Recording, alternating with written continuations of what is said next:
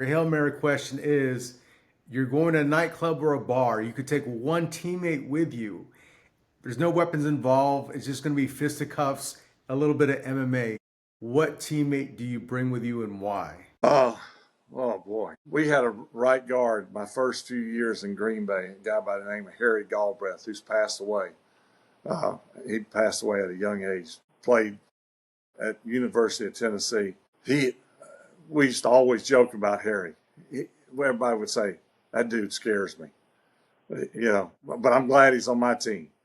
He was, being around UFC guys like you have been over the years, they're all can hurt you and probably could kill you with a Peruvian necktie or whatever move they want. But then there's always that one that gives you the eye or has got a quirky way about him that you just go, you don't want to cross that guy. Harry was one of those guys. I loved him being my teammate. I felt a lot safer as with him as my teammate. I would certainly feel a lot different if he wasn't my teammate, or if I met him in a dark alley and I didn't know him. But it would have to be Harry. And the last Hail Mary question, it goes along the lines of that one. You're going to war now. War, weapons.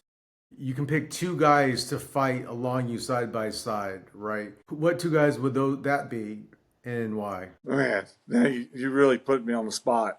Playing 20 years, as you can imagine, there's so many great teammates.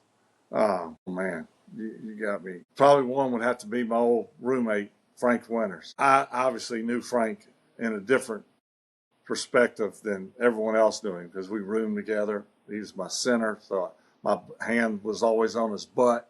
I mean, there's this level of closeness, much like we talked last week, pitcher, catcher, quarterback, center.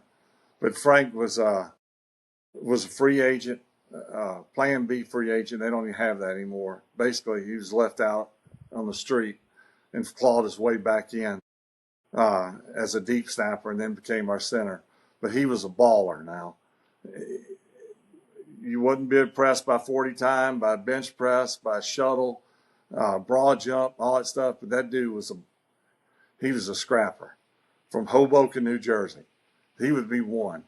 And he was in your Halloween video that went viral, pranking Coach Holmgren. Yeah. Frank's not a great actor. Now, I'll say that.